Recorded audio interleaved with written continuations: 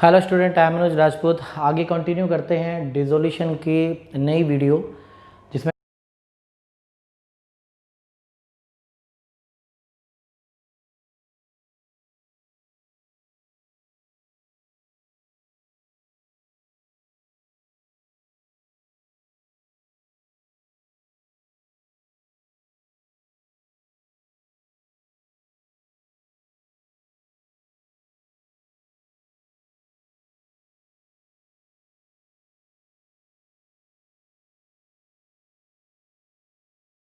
Question number हम 24 करने जा रहे हैं।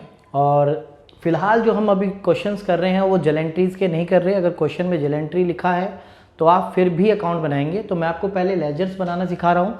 तो इस चैप्टर के अंदर एक लेजर बनता है realisation, second is partners capital account and third is cash and bank account. ये तीन यहाँ पे लेजर प्रिपेयर किए जाते हैं। तो करते हैं क्वेश्चन को। तो क्वेश्चन नंबर 24 है as per T S Grewal. तो क्वेश्चन में ए और बी पार्टनर है जिनकी 3:2 की रेशियो है। और मैं आपको बता दूं कि सबसे पहले मैंने आपको बताया था कि आप कैपिटल शो करें। और ये जो चैप्टर है वो 6 मार्क्स के लिए आता है, तो बड़ा इंपॉर्टेंट है, कंपलसरी है ये 12th के लिए। ये 6 मार्क्स का आना ही आना है क्वेश्चन। तो इस क्वेश्चन को बहुत आराम से करें, ढंग से करें। और ईजी भी कॉन्सेप्ट है, बहुत ज़्यादा डिफिकल्ट भी नहीं है। तो सबसे पहले ए और बी की कैपिटल को देखते हैं। ए और बी की कैपिटल जो है वो 10,000 एंड 8,000 है। इसके बाद में क्वेश्चन में देखते हैं कि किसी टाइप का रिजर्व तो नहीं है। क्वेश्चन में लायबिलिटी साइड में रिजर्व भी है 5,000 के। तो 5,000 का जो रिजर्व है वो रेशियो में डिस्ट्रीब्यूट किया जाएगा। तो क्वेश्चन में अगर आप रिजर्व देखेंगे तो 3:2 है, तो इसको हम करेंगे 3,000 और 2,000, राइट। कैश एट बैंक का जो बैलेंस है यहाँ पर आप ओपनिंग बैलेंस डालेंगे, टू बैलेंस BD। तो सेकंड मैंने आपको बताया था कि आपको सबसे पहले कैश बैंक का बैलेंस डालना है। तो कैश बैंक का जो बैलेंस आपको दिया हुआ है क्वेश्चन में लिखा है कैश एट बैंक। तो कैश एट बैंक का मतलब होता है बैंक बैलेंस। तो ये है आपका 11,500, राइट। क्वेश्चन में एक और चीज़ है, असेट साइड में आप देखें P&L आपको शो किया हुआ है। तो P&L अगर आपको प्रॉफिट एंड लॉस अकाउंट जो आपको असेट साइड में लिखा होता है वो आपके लिए लॉस होता है, और उसको पार्टनर्स के डेबिट साइड में आप डिस्ट्रीब्यूट करेंगे। कभी भी बैलेंस शीट में आपके एक एसेट साइड है, आपको इसको इधर से इधर लाना है, यानी क्रॉस लाना है। तो P&L जो है 7,500 है, तो 7,500 को मैं डिस्ट्रीब्यूट कर देता हूँ। देखते हैं क्या आता है अमाउंट। 7,500 रेशियो आपको गिवन है 3/5 multiply by 3 and divided by 5, 4,500 और 3,000। ये आपका 7,500 का अमाउंट हमने P&L का डिस्ट्रीब्यूट कर दिया। रिजर्व डिस्ट्रीब्यूट कर दिया। तो रिजर्व जो होते हैं ऐसे जनरल रिजर्व, रिजर्व फंड, तो इस तरह के जो रिजर्व होते हैं वो डिस्ट्रीब्यूट पहले ही कर लिए जाते हैं। पार्टनर्स के कैपिटल बैलेंस और कैश एट बैंक का जो है ओपनिंग बैलेंस 11,500, ये भी हमने यहाँ पे दिखा दिया है। इसके बाद जो हम क्वेश्चन में यहाँ पे असेट्स ट्रांसफर करते हैं, जो भी रिमेनिंग असेट्स है उसको यहाँ पे ट्रांसफर करेंगे। और बाय लायबिलिटी, तो यहाँ पे बाय लायबिलिटी ट्रांसफर हो जाएगी।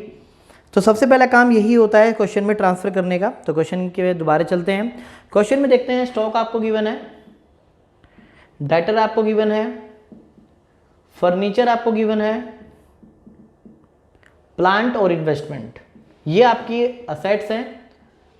तो इसको हमने डाल लिया है यहाँ पर।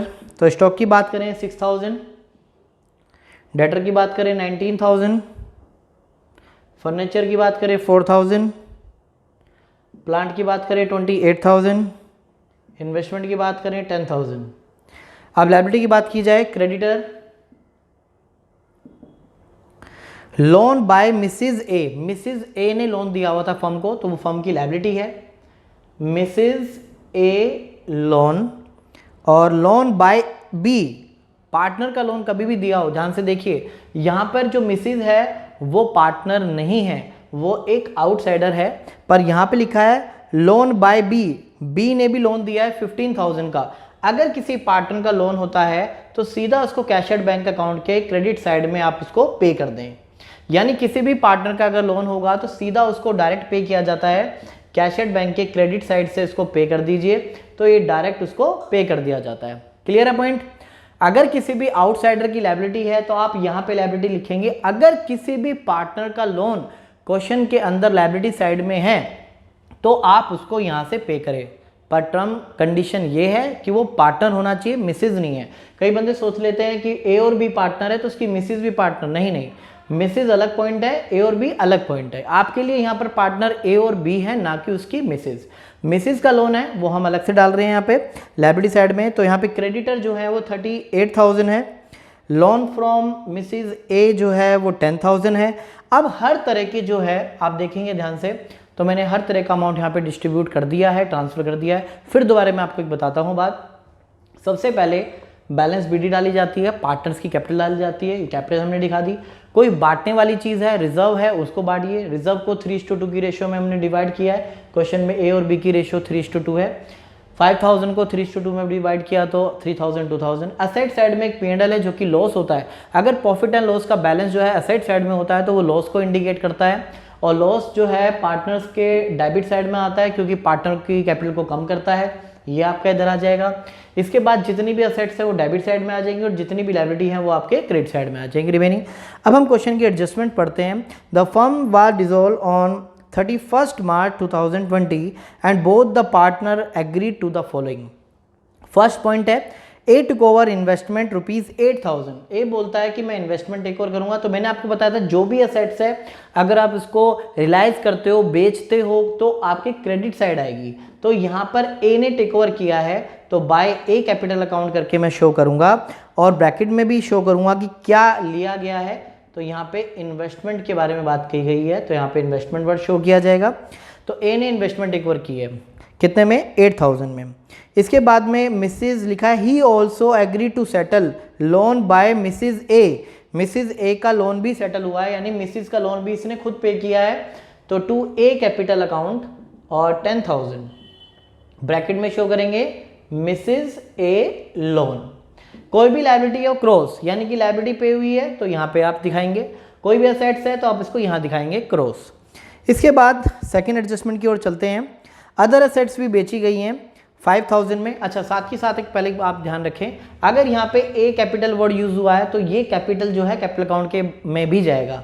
ए कैपिटल है, यहाँ पे डेबिट है, तो ए के क्रेडिट में यहाँ पे हम शो करेंगे बाय रियलाइजेशन अकाउंट। इसके बाद में देखिए यहाँ पे ए क्रेडिट है 8,000, तो ए यहाँ पे डेबिट में आएगा टू रियलाइजेशन अकाउंट 8,000।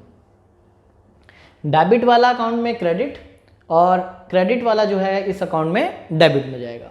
ठीक है, तो नेक्स्ट पॉइंट देखते हैं। कहता है अदर असेट्स जो है रियलाइज हुई है जिसमें स्टॉक बेचा है, तो बेचने की बात बोल रहा है तो कैश या बैंक आप शो करें। आप दोनों ही वर्ड यूज कर लेंगे तो बहुत ही ज़्यादा बेटर है, तो टेंशन ही खत्म हो जाएगी आपकी, कैश लिखना है या बैंक लिखना है।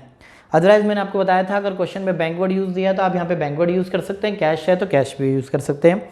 जिसमें से बताता है कि स्टॉक जो है आपने सेल किया है 5,000 में। डेटर की बात की जाए तो डेटर से जो है 18,500 की कलेक्शन आई है। फर्नीचर की बात की जाए तो यहाँ पर 4,500 आया है। प्लांट की बात की जाए तो आपके पास 25,000 आया है। तो ये सारे आप ऐड कीजिए और यहाँ पे दिखा दीजिए तो आपका कैश का टोटल अमाउंट पता लग जाएगा कितना कैश आया है। अब खर्चों की बात की जाए, एक्सपेंसेस की बात की जाए तो डेबिट साइड में पे करेंगे। आप बैंक या कैश दोनों वर्ड यूज़ कर सकते हैं यहाँ पे। तो सबसे पहले यहाँ लिखा है एक्सपेंस और रियलाइजेशन केम टू 1,600, तो यहाँ पे रियलाइजेशन एक्सपेंस आप शो कर दीजिए 1,600। इसके बाद में क्रेडिटर जो है 37,000 में फुल पेमेंट हो गई है, तो ये आपका क्रेडिटर हो गया है, राइट। तो ये 38,600 आपके ये पॉइंट आ गया है।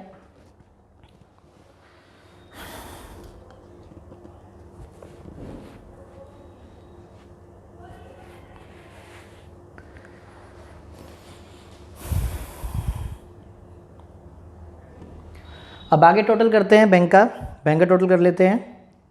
5,000 प्लस 18,500 प्लस 4,500 एंड 25,000, तो टोटल आपका अमाउंट बनता है 53,000, यानी 53,000 जो है आपके पास कलेक्शन आई है। अब यहाँ पे भी कैश बैंक है, कैश बैंक है तो आपको कैश बैंक में भी शो करना पड़ेगा, और डेबिट वाला क्रेडिट में और क्रेडिट वाला जो अमाउंट है वो डेबिट में शो करेंगे। किस अकाउंट से आया है? टू रियलाइजेशन अकाउंट से। क्या चीज़ है? असेट्स सोल्ड या असेट्स रियलाइज। और 38,600 बाय में लिखेंगे, बाय रियलाइजेशन अकाउंट। ये आपकी लायबिलिटी पेड है,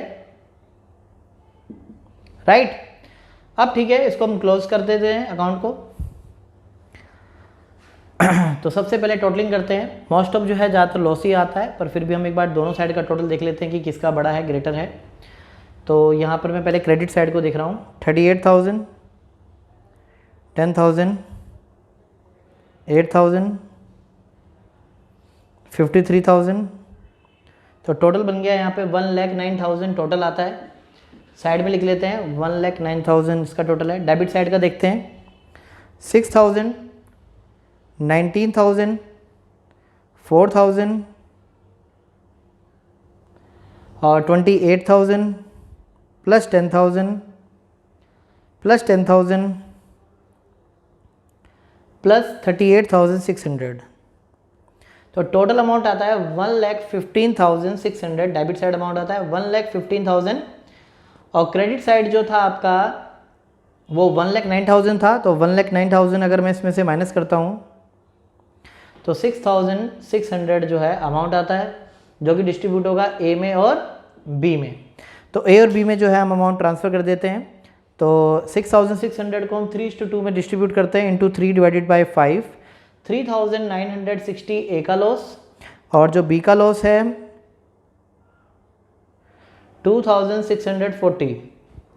लॉस को लॉस में ट्रांसफर कर देते हैं बाय रियलाइजेशन अकाउंट। ब्रैकेट में आप शो कीजिए लॉस। क्रेडिट साइड है तो यहाँ पर पार्टनर्स कैपिटल के डेबिट साइड में आएगा, यानी एक अकाउंट से दूसरे अकाउंट में कोई भी आप फिगर डालेंगे तो क्रॉस ही जाएगी। क्रेडिट साइड है ये रियलाइजेशन, तो इसके डेबिट साइड में आएगा, शो करेंगे आप रियलाइजेशन और ब्रैकेट में आप शो करेंगे लॉस 2,640।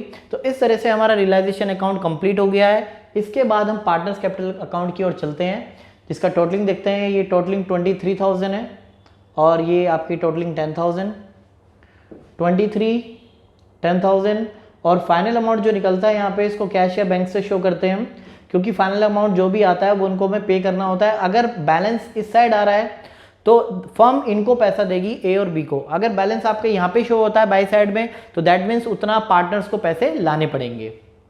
तो यहाँ पे डिफरेंसेस निकाल लेते हैं।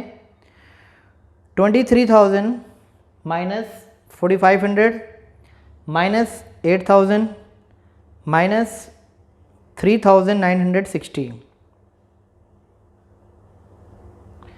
6,540 आपका ए का बैलेंस आ गया है।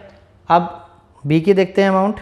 10,000 माइनस 3,000 माइनस 2,640 दैट इज 4,360। अब इनको ये देखिए, अब यहाँ पे कैश बैंक लिखा है तो कैश बैंक में भी आएगा और क्रॉस आएगा। बाय किस अकाउंट से आ रहा है? बाय ए कैपिटल से और बाय बी कैपिटल से। बाय ए कैपिटल अकाउंट और by B capital account. 6,540 and 4,360। तो दोनों साइड को जो है आप इक्वेट कर लीजिए। 64,500 आपका ये आ जाएगा अमाउंट और 64,500 आपका ये अमाउंट आना चाहिए। जरा टैली कर लेते हैं दोनों तरफ के answer. 15,000 plus 38,600 plus 6,540 and finally 4,360। तो आंसर बिल्कुल करेक्ट है। 64,500 क्रेडिट साइड है और डेबिट साइड भी आपका 64,500 है। तो इस तरह से हमारा जो क्वेश्चन है वो कंप्लीट हो चुका है। और अब आगे देखते हैं। एक बार मैं क्वेश्चन को फिर दोबारा डिक्टेट कर देता हूँ। सबसे पहले बैलेंस बीडी डाली हमने, उसके बाद कैशियर बैंक का बैलेंस डाला, 2 बैलेंस बीडी, रिजर्व को डिस्ट्रीब्यूट किया और पी&एल को डिस्ट्रीब्यूट किया। उसके बाद जितनी भी रिमेनिंग एसेट्स थी वो सारी हमने यहाँ पे ट्रांसफर करी डेबिट साइड, और जितनी भी लायबिलिटी थी वो हमने क्रेडिट साइड में ट्रांसफर करी। इसके बाद में जहाँ पे देखा जाए तो फर्स्ट एडजस्टमेंट में आपको लिखा हुआ है कि ए ने जो है इन्वेस्टमेंट टेक ओवर की है, तो यानी उसने पैसे नहीं दिए होंगे, इसलिए यहाँ पे ए कैपिटल यानी उसकी कैपिटल अकाउंट से हम डिडक्ट कर लेंगे। तो यहाँ पे जितनी भी एसेट्स होती है उनको क्रेडिट साइड में सेल किया जाता है या टेक ओवर किया जाता है। तो ए ने लिया है तो ए का नाम लिख दिया, यहाँ पे इन्वेस्टमेंट ब्रैकेट लिख दिया। ए ने अपनी वाइफ का लोन भी पे किया है, यानी कि बियर किया कि मैं देख लूँगा इसको, तो यानी कि मैं देख लूँगा मतलब ये है कि भाई मेरे अकाउंट से जो है इसको ऐड कर दीजिए। यानी कि ए की वाइफ है तो ए इसको सेटलमेंट करेगा। देखो पॉइंट क्या होता है, ध्यान से सुनना। पार्टनर कैपिटल अकाउंट में जो है क्रेडिट साइड बढ़ता है, यानी उनको क्रेडिट साइड में मिलता है, और डेबिट साइड जो है उसकी डिक्रीज होती है। मिसेज ने उसकी लोन दिया हुआ था तो ए ने बोला कि मुझे दे दो ये 10,000 रुपीज़, क्योंकि मेरी वाइफ के हैं, और इसने इन्वेस्टमेंट ली है तो उसके पैसे काट लेंगे, इसलिए डेबिट साइड में शो किया है 8,000। 8000 भाई इन्वेस्टमेंट लेगा तो पैसे भी तो काटेंगे ना, तो उसकी कैपिटल अकाउंट से ही डिडक्ट कर लिया जाएगा। और ये जो बीबी वाला जो लोन था, उसकी वाइफ का जो लोन था, वो उसको क्रेडिट साइड में दे दिया जाएगा कि उसकी अकाउंट में ऐड कर दिया कि भाई ये आपका ही वाइफ का लोन है, तो आपको एडजस्ट कर देंगे इसको। इसके बाद स्टॉक, डेटर, फर्नीचर, प्लांट जो है सेल कर दिए 53,000 में। पूरे एक अमाउंट में लिखना है आपको, अलग अलग शो नहीं करना।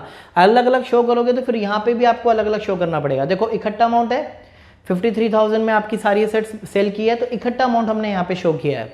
इससे ये होगा कि आपको बार बार नहीं लिखना होगा, एक हेड आ जाएगा रियलाइजेशन अकाउंट से आया क्रेडिट से डेबिट में।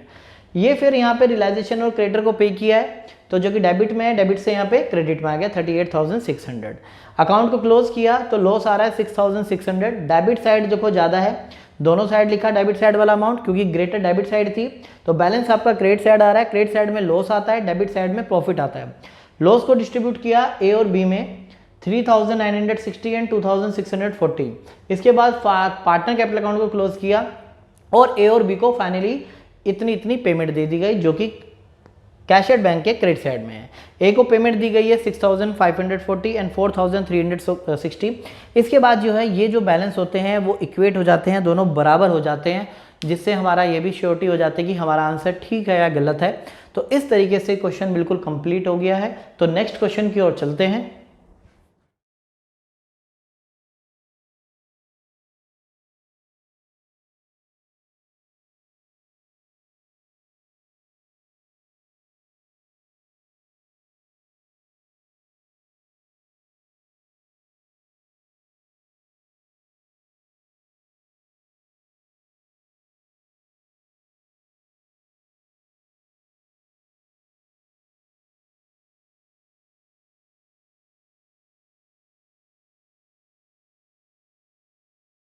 तो स्टूडेंट क्वेश्चन नंबर 25 स्टार्ट करते हैं, जिसमें मैंने पहले से तीनों लेजर बनाए हुए हैं और यहाँ पर जो पार्टनर है वो PQR है, और PQR के बीच की रेशियो भी मैं यहाँ पे शो कर देता हूँ, जो कि 5:3:1 है। राइट, तीनों की रेशियो मैंने यहाँ पे शो कर दी है।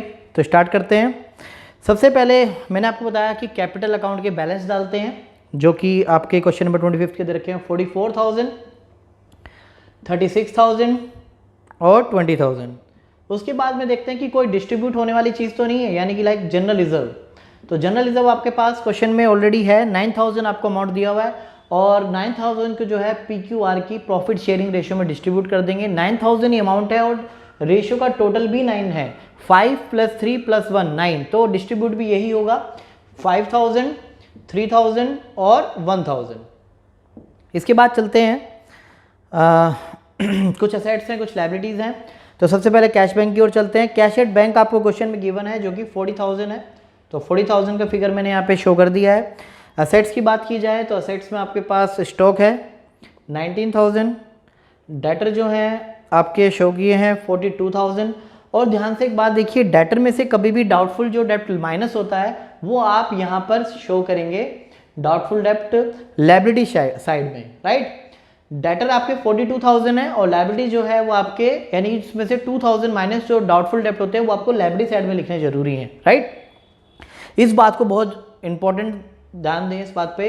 डेटर का जो इनर अमाउंट है 42,000 वो आप असेट्स में लिखेंगे, और जो उसमें से डाउटफुल डेप्ट माइनस होता है उसको आप लायबिलिटी साइड में शो करें। इसके बाद बिल्डिंग है, बिल्डिंग का अमाउंट है आपका 40,000, और प्लांट एंड मशीनरी भी आपको क्वेश्चन में 40,000 ही गिवन है। ओके, इसके बाद चलते हैं लायबिलिटी की ओर। लायबिलिटी में सबसे पहले आपको बिल्स पेबल गिवन है, जो कि 40,000 है। लोन फ्रॉम बैंक, यानी बैंक लोन आपको गिवन है 30,000। इसके बाद एडजस्टमेंट की ओर चलते हैं। बाकी हमने जो ट्रांसफर करने थे, एसेट्स लायबिलिटी ट्रांसफर कर लिए हैं, कैपिटल के बैलेंस रिजर्व को डिस्ट्रीब्यूट कर दिया और कैश एट बैंक का बैलेंस कर दिया है। आपका मोर देन 50% तो आपका क्वेश्चन यही ट्रांसफर करने में खत्म हो जाता है। स्टूडेंट इतना भी काम नहीं करते हैं, कई बार ऐसा होता है स्टूडेंट लेकर बैठा रहता है एग्जाम में, अरे नहीं आता तो कम से कम एटलीस्ट आपको इतना तो आता है, आप इतना तो लिखिए ना, से तो कुछ तो अच्छा है। इतने में भी आपको कम से कम 2 मार्क्स मिल जाते हैं, 6 मार्क्स के क्वेश्चन में 2 मार्क्स मिल जाते हैं इतना ही लिखने से। बच्चे इतना भी नहीं लिख के आते, तो मैं बोलता हूं इसलिए जरूर करके हैं। अकाउंट्स में फिलिंग बहुत जरूरी है, ना आते हुए भी बच्चा पास हो जाता है, पता नहीं कैसे बच्चे रह जाते हैं अकाउंट्स में। तो बेटा इसलिए ढंग से तैयारी करें। इसके बाद पॉइंट कहता है the partners dissolve the business, partners ने फर्म बंद कर दी है और असेट्स रियलाइज होती है वो हमें गिवन है। तो मैंने आपको बताया हुआ है कि कोई भी असेट्स जो है बाय साइड में सोल्ड करते हैं, इसके फॉर्मेट के हिसाब से डेबिट साइड में असेट्स होती है, इनको सोल्ड क्रेडिट साइड में किया जाता है, जिसमें बताया हुआ है स्टॉक से जो रियलाइजेशन है वो 23,400 है। डेटर से 50%, डेटर के सामने लिखा है 50%, दैट मीन्स डेटर से जो कलेक्शन आई है ओनली 50% आई है, यानी 21,000 डेटर से कलेक्शन आई है। इसके बाद फिक्स असेट्स की बात की जाए तो फिक्स असेट्स आपके ये दो हैं, बिल्डिंग और प्लांट एंड मशीनरी दोनों फिक्स असेट्स है। मैं दोनों को ऐड करता हूं तो 40 कितना होता है 80,000। दोनों फिक्स असेट जो है बिल्डिंग और प्लांट एंड मशीनरी है, दोनों का समेशन है 80,000। तो बोलता है फिक्स असेट 10% लेस में गई है their book value. Book value कितनी है 80 का 10% लेस यानी हो गया 8,000 माइनस कर दीजिए, यानी फिक्स असेट जो है 72,000 में जो है सोल्ड की गई है। इसके बाद में सोल्ड की गई है 72,000 में। इसके बाद बिल पेबल जो है वो 32,000 में सेटल हुआ है।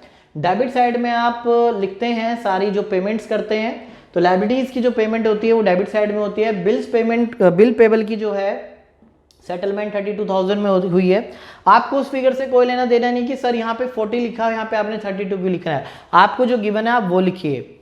इसके बाद में there an outstanding bill of electricity bill 800, यानी एक इलेक्ट्रिसिटी बिल था जो कि यहाँ लायबिलिटी में मेंशन नहीं है, बट एक फर्म को वो पे करना पड़ेगा, आउटस्टैंडिंग इलेक्ट्रिसिटी बिल। अगर कोई भी कॉन्टीजेंट लायबिलिटीज आ जाती है, ऐसी लायबिलिटी आ जाती है जो कि आपके बुक्स में पहले नहीं थी, तो आपको फर्म डिसॉल्व करने से पहले उसको पे करना मस्ट है। इस बात का ध्यान रहे कि कोई भी लायबिलिटी आती है इसको पे करना आपकी जिम्मेदारी बनती है। रियलाइजेशन एक्सपेंस है 1250 रुपये, 1250 realisation expense were also paid. Realisation expense भी है जिसका अमाउंट आपका है 1250। तो इस तरह से जो है हमारी सारी लायबिलिटीज भी हो चुकी है और एसेट्स भी हो चुकी है। अब ध्यान से एक बात देखिए, डाउटफुल डेट कभी पे नहीं किया जाते, मैंने इसलिए इसके आगे क्रॉस लगा दिया है, ठीक है। स्टॉक हमने सोल्ड कर दिया है, डेटर से हमें आ गया है कलेक्शन, फिक्स एसेट्स पे हमने भेज दिया है। बिल पेबल हमने पे कर दिया है, एक आउटस्टैंडिंग इलेक्ट्रिसिटी बिल था वो भी हमने पे कर दिया है, रियलाइजेशन एक्सपेंस भी पे हो गए हैं। बट अब ध्यान से देखिए, क्वेश्चन में बैंक लोन के बारे में कोई बात नहीं बोली गई है और आप बिना कोई लायबिलिटी पे किए हुए अपना फर्म का डिसॉल्व नहीं कर सकते। अगर कोई लायबिलिटी रिमेनिंग है तो आप जो है 30 वो जो अमाउंट है वो आप खुद पे करेंगे। यानी क्वेश्चन में आपको बैंक लोन के बारे में कुछ नहीं दिया हुआ था, फिर भी आपने यहाँ पे इसको पेमेंट किया और पेमेंट जो होगी वो एज इट इज जो बुक वैल्यू गिवन है वही आप अमाउंट यहाँ पे आप पे करेंगे। तो इस बात का ध्यान दें, अगर कोई लायबिलिटी रिमेनिंग रह गई है तो आप उसको पे करते हैं। डाउटफुल डेब्ट कोई पे करने वाली चीज़ नहीं है, इसलिए ये पे नहीं होता। अब मैं जो है इसकी टोटलिंग कर देता हूँ, राइट, और इसको आंसर निकालते हैं इसका। तो सबसे पहले हम यहाँ पे देखेंगे टोटलिंग 23,400 एंड 21,000 प्लस 72,000, 1,16,400। इसके बाद में यहाँ पे आपका आ गया टोटल ये 32,000 प्लस 800 प्लस 1250 प्लस 30,000, तो टोटल अमाउंट बन जाता है 64,050, ठीक है। तो ये जो पेमेंट है वो आप डेबिट साइड से क्रेडिट साइड में डालिए, क्योंकि यहाँ पे हेडिंग जो है कैशियर्ड बैंक है तो कैशियर्ड बैंक में अमाउंट जाएगा, और ये हेडिंग आपकी कैशियर्ड बैंक की है, ये भी अमाउंट आपका यहाँ पे जाएगा 1,16,400। तो दोनों ही अमाउंट कहाँ से आए हैं, रियलाइजेशन अकाउंट से आए हैं, तो आप शो क्या करेंगे, असेट्स सोल्ड, और दूसरे वाले अमाउंट के आप लिखेंगे बाय रियलाइजेशन अकाउंट, या आपने क्या पे किया, लायबिलिटी पेड। तो यहाँ पे आप लायबिलिटी पेड वर्ड यूज करेंगे, ये हम लायबिलिटी लिखते हैं यहाँ पे लायबिलिटी पेड, ठीक है। इसके बाद इसकी क्लोजिंग करते हैं, देखते हैं कौन सी साइड बड़ी है कौन सी क्या है। डेबिट साइड मुझे आई थिंक बड़ी लग रही है, 19,000 प्लस 42,000 प्लस 40 यहाँ पे 80,000 हो गया, 40 प्लस 80 देन 64,050। तो फिलहाल मैं यही अमाउंट यहाँ पे दिखा देता हूँ, 2,05,050, राइट। इसमें से डिडक्ट कर देता हूँ ये सारा अमाउंट, 2,000 माइनस 40 30 70 माइनस 1,16,400, 16,650 आपका यहाँ पे लॉस आया है, और लॉस जो है वो प्रेफर करेंगे हम P में, Q में और R में डिस्ट्रीब्यूट कर देंगे। तो 16,650 का जो अमाउंट है उसको 5:3:1 में डिस्ट्रीब्यूट करना है। तो 5 multiply by divided by 9 that is 9,250 and second amount is 16,650 multiply by 3/9 3 divided by 9 5,550 and last amount is 16,650 का 1/9 तो ये 1,850। तो आपके तीनों अमाउंट आ चुके हैं PQR के लॉस। तो क्रेडिट साइड से आप डेबिट साइड में जाएंगे टू रियलाइजेशन अकाउंट, ब्रैकेट में आप शो करेंगे लॉस 9,250 5,550 एंड 1,850 राइट। ये आपके तीनों लॉसेज आ चुके हैं जो कि क्रेडिट साइड से पार्टनर्स के डेबिट साइड में है। टोटलिंग कर देते हैं 49 39 21,000 49,000 39,000 21,000 और ये आपका डेबिट में बैलेंसिंग फिगर आ जाएगा। तो बैलेंसिंग फिगर भी यहाँ पे शो कर लेते हैं 49,000 माइनस 9250 दैट इज 39,750 जो कि कैश या बैंक के नाम से आप शो करेंगे। बैलेंसिंग फिगर 39,000 में से माइनस करते हैं 5,550 तो आपका 33,450 अमाउंट आएगा। इसके बाद बात की जाए 21,000 में से माइनस करेंगे 1,850 तो 19,150 आपका अमाउंट आएगा राइट। तो तीनों फिगर्स को पे कर देते हैं। ये तीनों जो अमाउंट आए हैं वो P को, Q को और R को पे किया जाएगा। फर्म इनको पे करेगी ये पैसा। तो 39,750 पे किया जाएगा, 33,450 पे किया जाएगा, 19,150 पे किया जाएगा। टोटलिंग कर देते हैं। टोटलिंग में आ रहा है 1,56,400। तो आई होप क्रेडिट साइड भी यही आना चाहिए 1,56,400। एक बार टोटलिंग करके देख लेते हैं 64,050 प्लस 39,750 33,450 एंड लास्ट इज 19,150। तो टोटल हमारा मैच हो गया है, दोनों साइड हमारी प्रॉपर मैच हो गई है। मैं एक बार फिर भी इस क्वेश्चन को फिर आपको दोबारा बताना चाहूँगा कि किस तरह से क्या करना है। सबसे पहले हमने क्वेश्चन में बैलेंस BD डाली जो कि आपकी ये रिजर्व को डिस्ट्रीब्यूट किया और कैश एट बैंक का बैलेंस डाला। इसके बाद जितनी भी रिमेनिंग एसेट्स थी वो यहाँ पे शो की, लायबिलिटीज थी वो क्रेडिट साइड में शो की। डेटर के पॉइंट पे मैंने स्पेशली बताया था कि डेटर का अमाउंट 42,000 यहाँ डालेगा, जो उसमें से डाउटफुल डेब्ट माइनस होता है वो आपको लायबिलिटी साइड में शो करना होगा। इसके बाद फर्स्ट एडजस्टमेंट में आपका क्या है कि स्टॉक आपका 23,400 में सोल्ड हुआ, डेटर से 50% कलेक्शन हुई, 42,000 का 50% बनता है 21,000। अब इसका ये मतलब नहीं है कि सर 50% बचा हुआ कहाँ गया, वो ऑटोमेटिकली मानेंगे डूब गया। यानी 42,000 में से 50% ही फर्स्ट एंड फाइनल पैसा आपको रिसीव हुआ है। फिक्स असेट्स आपके पास बिल्डिंग और प्लांट एंड मशीनरी थी, मैंने दोनों को ऐड किया 80,000। क्वेश्चन में लिखा है कि फिक्स असेट्स 10% लेस में सोल्ड हुई है, तो 80,000 का 10% बनता है 8,000 यानी 72,000 में इसको सोल्ड कर दिया है। ऐड करके अब आपका अमाउंट आया 1,16,400। इसके बाद लायबिलिटी की बात करें कि लायबिलिटीज क्या क्या पे हुई है। बिल पेबल जो है 40,000 जो था, पर पेमेंट जो क्वेश्चन में लिखी हुई है 32,000 में सेटल हो गया। आउटस्टैंडिंग बिल था एक एक्स्ट्रा 800 जो कि यहाँ पे शो नहीं है पर आपको पे करना होगा। रियलाइजेशन एक्सपेंस है, यानी फर्म को बंद करने के कुछ खर्चे होते हैं, एक्सपेंसेस होते हैं। भाई फर्म को बंद करोगे कोई ना कोई तो खर्चा होगा ना, तो ऐसे खर्चों को एक नाम दे दिया जाता है रियलाइजेशन एक्सपेंस। इसका दूसरा नाम है wind up expense. Realisation expense को वाइंड अप एक्सपेंस भी कहा जाता है, कुछ क्वेश्चंस में ये वर्ड भी यूज होगा। बैंक लोन के रिगार्डिंग में कोई बातें नहीं बोली गई थी क्वेश्चन में, तो आप इसको खुद पे करोगे। तो सभी को टोटल किया, ये पेमेंट आ गई है जो कि कैश एट बैंक में हमने पे कर दिया है। ये कलेक्शन आपके पास आई है तो कैश एट बैंक के डेबिट साइड में आएगा। क्लोज किया अकाउंट तो लॉस आ रहा है, लॉस को डिस्ट्रीब्यूट कर दिया 5:3:1 की रेशो में और क्रेडिट साइड से डेबिट साइड में अमाउंट आ गए हैं। अब इस अकाउंट को भी क्लोज किया पार्टनर कैपिटल अकाउंट को, तो जो बैलेंस होंगे वो कैश एट बैंक में जाएंगे।